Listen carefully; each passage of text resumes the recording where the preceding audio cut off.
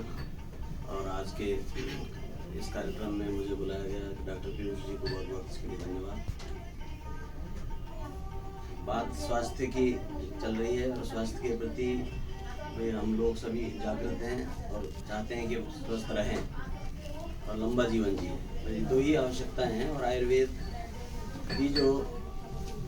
का जो उद्देश्य है उसमें भी जो विशेषता है इसी बात की है कि हम जो है स्वस्थ जिए और दीर्घायु हो। इन दो चीज़ों को विशेष महत्व दिया है। चरक संहिता जब हम देखते हैं, चरक संहिता का जो चिकित्सा स्थान है उसको शुरू किया तो उसमें सबसे पहले रसायन का चैप्टर उन्होंने दिया, रसायन और वाजीकरण। तो रसायन का उद्देश्य यही था कि रसायन औषधियाँ, इस तरह की रसायन की औषधियाँ हैं जो कि हमारे स्वास्थ्य को अच्छा रखती हैं और दीर्घायु देती हैं। तो आयुर्वेद का जो हम सिद्धांत की बात करें कि जो मौलिक सिद्धांत आयुर्वेद का है जिससे कि हम स्वस्थ कैसे रहें, तो उसमें उन्होंने महत्व दिया है अग्नि को। अग्नि यानी कि हम कहेंगे हमारा पाचन तंत्र, हमारा डाइजेस्टिव सिस्टम कैसा है और उस पर बहुत निर्भर है। मतलब समझिए कि अधिकतर रोग, जो कहना चाहिए सभी रोग का जो प्रारंभ है, मतलब मूल कारण है, वो वहीं से शुरू होता है।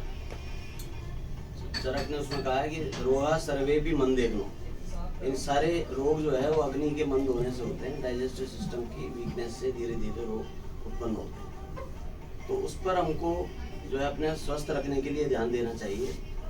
बीमारियां सभी तरह की हमको होती है, किसी को जोड़ों का दर्द है, किसी को सिर दर्द है, किसी को हार्ट की तकलीफ है, लिवर की है या किडनी के डिसऑर्डर है। परंतु जब हम मूल कारणों में जाएंगे तो बहुत से रोगों के कारण जो है मूल कारण में आपको वही मिलेगा।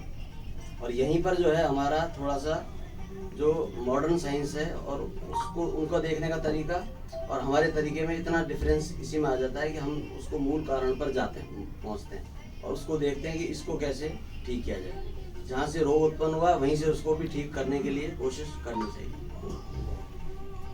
तो उसमें जो वात, पित्त और कफ, तीन जो शरीर को जो है बैलेंस करने के लिए जो है शरीर को सही चलाने के लिए तीन जो फैक्टर्स हैं, वात, पित्त, कफ। तो अगर हम जो है अग्नि को ध्यान रखते हैं और पाचन तंत्र को ठीक रखते हैं तो हम वायु को और कफ को दोनों को भी जो है सामान्य रख सकते हैं उससे। तो उसमें मैं सबसे पहले आपको ये बताना चाहूँगा कि जो हमारा पाचन तंत्र है उसको ठीक रखने के लिए सबसे पहला काम जो हमको करना चाहिए वो ये कि हमको समय पर भोजन करना, ये उसमें बहुत इम्पोर्टेंट बताया।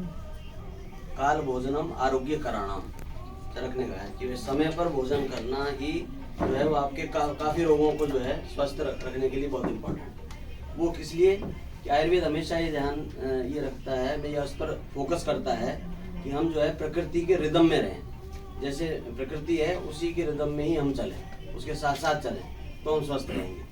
तो काल भोजनम जो है उसी का एक तरह का वो एक एग्जाम्पल है कि हम जो है समय पर भोजन करेंगे, यानी कि समय पर जैसा ही समय आएगा कि भोजन का समय हुआ, या जैसे पित्त दोष का समय आया और हमने भोजन किया, उस समय को हमने जो है वो नहीं किया। तो उसमें ये कहा गया है कि अगर जो है 3 घंटे, मतलब भोजन का समय ये होता है कि 3 घंटे कम से कम एक बार भोजन जब किया हुआ है तो उसके 3 घंटे तक भोजन नहीं करना चाहिए। उसको आयुर्वेद में अध्यसन बताया है। उन्होंने कहा है कि अगर हमने भोजन पहले किया है, जैसे अभी हमने खाना खाया और उसके तुरंत बाद ही 15-20 मिनट बाद, आधे घंटे बाद हमने कुछ और खा लिया, तो उसमें क्या है कि जो पाचन चल रहा था वो डिस्टर्बेंस उसमें होता है और वही जो है उसका जो है वो टॉक्सिन के रूप में शरीर में बनता है। उसको आयुर्वेद में आम दोष कहते हैं, वो बनता है और वो जो है शरीर में रोगों की उत्पत्ति करता है। तो उसमें ये कहा है कि याम मध्य न भोक्तव्यम याम युग्मम न लंघयेत, याम मध्य रसोद्वेग और युग्मे तीते रसक्षय। तो मतलब 3 घंटे से पहले दूसरा भोजन नहीं करना चाहिए और 6 घंटे अगर भोजन के एक भोजन से और दूसरे भोजन के बीच में अगर 6 घंटे हो जाएं तो फिर उसके बाद भोजन जरूर करना चाहिए। अगर भूख आपको लग रही है तो भोजन करना चाहिए, मतलब उसको उस समय को भी हमको जो है अतिक्रमित नहीं करना चाहिए। तो भोजन में बातें आती है, भोजन पर अगर आप डाइजेस्टिव सिस्टम पर फोकस कर रहे हैं, ध्यान दे रहे हैं, स्वस्थ रहना चाहते हैं, तो सबसे पहले आप भोजन के समय का ध्यान रखिए। यानी कहने का मतलब भोजन का एक मेथड, विधि, और फिर हम कैसा आहार ले रहे हैं, वो दोनों चीज़ें हैं। तो विधि पर बहुत विशेष ध्यान दिया गया। तो उसमें सबसे पहले समय का बताया गया, उसके बाद उसमें बहुत से और भी पॉइंट्स उसमें आहार के बताए गए हैं कि जैसे कि भोजन हम कर रहे हैं तो बातें करते हुए भोजन न करें। तन मना भुंजीत ये कहा है कि यानी मन जो है वो हम भोजन पर ही जो है फोकस करते हुए करें। उस पर अभी काफ़ी रिसर्च भी हुई है, जो माइंडफुल ईटिंग उसको कहा है कि हम जब भोजन कर रहे हैं तो हमारा जो ध्यान है, वो फोकस है, वो भोजन पर होना चाहिए। तो उससे जो है वो ये उसमें रिसर्च में ये पाया गया कि जितने भी गैस्ट्रिक जूसेस हैं और एंजाइम्स हैं, उनका सीक्रेशन में जो है बहुत हेल्पफुल होता है। अगर आप जो है भोजन करते समय और कोई चिंतन नहीं कर रहे हैं, और कोई चिंता मतलब किसी चीज़ पर ध्यान नहीं दे रहे हैं, तो जो है तन मना भुंजीत है, ये जो है चरक ने उसमें कहा है। भोजन करते हुए बात ना करें, भोजन करते हुए जो है हंसना नहीं चाहिए, या फिर उसमें कहा बहुत जल्दी भोजन नहीं करना चाहिए, बहुत धीरे धीरे भी बहुत भोजन नहीं करना चाहिए। भोजन के साथ पानी जो है बहुत ज़्यादा नहीं लेना चाहिए, भोजन के साथ पानी जो है थोड़ा पानी ले सकते हैं। तो उसमें इस तरह के बहुत से जो है सिर्फ भोजन हम कैसे करें उस पर बहुत सी बातें और बहुत से सिद्धांत जो है आयुर्वेद में कहे गए हैं, और उनको हम ध्यान अगर रखते हैं तो हम बहुत से रोगों से बच जाते हैं सिर्फ इन्हीं से कारणों से। अब दूसरी बात आती है क्वालिटी की, भोजन के गुण कैसे होने चाहिए, आहार कैसा होना चाहिए। उसमें हम इस समय जो है बहुत ज़्यादा कहना चाहिए स्वतंत्र नहीं है, क्योंकि जो भोजन मिल रहा है वो करना ही पड़ रहा है। उसमें आप कितना चॉइस आप कर सकते हो, भैया जो पेस्टिसाइड आ रहा है या फर्टिलाइजर से आ रहा है उसमें कितना आप उससे बच सकते हो। तो विधि का प्रयोग कर सकते हो। और दूसरा उसमें भी जितना हम आज के युग में बच सकते हैं उतना जो है हमको उसका प्रयास करना चाहिए। जैसे कि कम से कम फास्ट फूड या इस तरह के जो भोजन है जो कि मैदा से ज़्यादा बने हुए हैं और उनको लगातार उनका प्रयोग हम कर रहे हैं, तो उन चीज़ों से बच सकते हैं। ज़्यादा तले भुने उनका भी लगातार प्रयोग ना करें, तो इन चीज़ों से हम जहाँ तक बच सकें वो बच सकते हैं। तो उससे जो है वो पाचन तंत्र को हम ठीक रख सकते हैं। अब पाचन तंत्र को ठीक रखने का भी जो मूलभूत सिद्धांत ये है कि उसका संबंध वात और कफ से है। वायु को जो है जितना शरीर में वायु आपका बिना किसी अवरोध के वायु अगर चलता रहेगा शरीर में, तो वो व्यक्ति जो है वो 100 साल से भी अधिक जिएगा। ऐसा चरक ने वात व्याधि के चैप्टर को जब शुरू किया तो उसमें सबसे पहले उन्होंने लिखा कि अव्याहत गतिर्यस्य स्वस्थानस्थः प्रकृतो स्थित है। तो वह जो मतलब अव्याहत गतिर्यस्य स्वस्थानस्थः प्रकृतो स्थित है, वायु स्यात् सो अधिकम जीवेत वीत रोग है समाशतम। ये उन्होंने कहा कि भाई वायु अगर शरीर में सही है, तो वायु का कहने का मतलब क्या है, जैसे कि अभी डॉक्टर साहब बात कर ही रहे थे कि जो हमारा सर्कुलेशन है और वो है वो अबाधित रूप से शरीर में चले, ये एक वायु का एक वो है। बाकी वायु के बहुत से जो कार्य शरीर में हैं, तो उसमें से एक कार्य हम जैसे सर्कुलेटरी सिस्टम भी ले लें, तो अव्याहत गति अगर रहती है तो उस चीज़ को हम अब समझ ही चुके हैं मॉडर्न साइंस में, जितना भी अगर वो अव्याहत रहती है, हर जगह जो है आपका सर्कुलेशन प्रॉपर रहता है, तो आप निश्चित रूप से जो है 100 साल से ऊपर जियोगे। अब बात वहीं पर आ रही है कि अब जो सबसे ज़्यादा जो कहना चाहिए कि नंबर 1 किलर डिजीज है, उसमें स्ट्रोक, MI ये है, तो आप देख ही सकते हैं कि वहाँ पर कहाँ जो है वो बाधित हुआ है। और वायु का महत्व शरीर में इसलिए भी स्वास्थ्य में है, उसको जो योग में भी समझा गया। योग में प्राणायाम के द्वारा जो है वायु को हमने रेगुलेट और जो है नॉर्मलाइज करने की कोशिश की। किसके द्वारा? प्राणायाम से हमने वायु को जो है सामान्य उसमें लाए। और दूसरा प्राणायाम के साथ दूसरा जो उसका वो है व्यायाम से।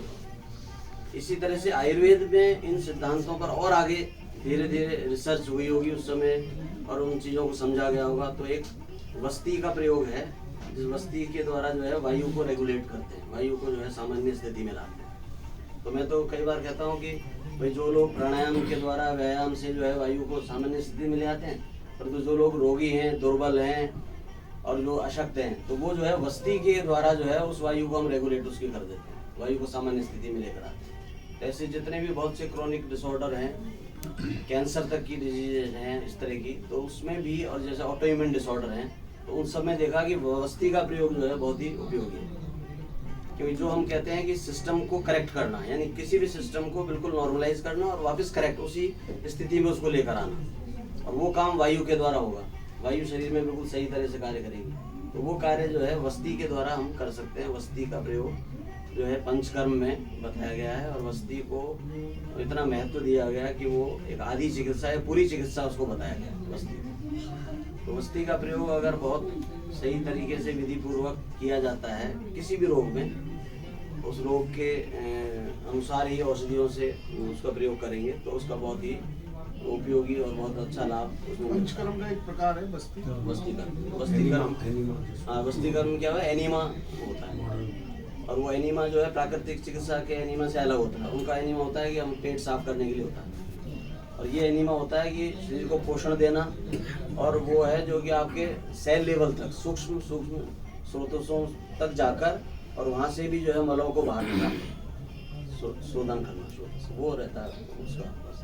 तो पंचकर्म में जो 5 प्रयोग हैं, वमन कर्म, विरेचन कर्म, वमन कर्म में जो उल्टी कराते हैं, और विरेचन कर्म में 10 औषधियाँ देके तो 10 कराए जाते हैं। वमन विरेचन और वस्ती कर्म है। वस्ती कर्म में 2 प्रकार की वस्ती होती है। एक तो जिसमें हम तेल या स्नेह का प्रयोग उसमें करते हैं, सिद्ध औषधियों का प्रयोग, और दूसरे में जो है क्वाथ प्रधान वस्ती होती है, जिससे कि उसको नेहरू वस्ती बोलते हैं, अनुवासन वस्ती, नेहरू वस्ती। और एक होता है नस्य कर्म। तो नस्य कर्म जो है नासिका के द्वारा औषधियों को दिया जाता है। आप जानते होंगे कोरोना में अणु तेल का प्रयोग बहुत हुआ है, अणु तेल का प्रयोग, तो नस्य कर्म भी है। तो उसमें कुछ पंचकर्म के प्रयोग ऐसे हैं जो कि अब जैसे हम बात कर रहे हैं कि हम स्वयं स्वस्थ कैसे रहें, बिना चिकित्सक के पास जाए भी स्वस्थ कैसे रहें, तो उसमें जो है कुछ प्रयोग पंचकर्म के हैं, जैसे कि नस्य कर्म है। तो नस्य कर्म का प्रयोग आप स्वयं जो है घर पर भी उसको सीख कर आप कर सकते हैं।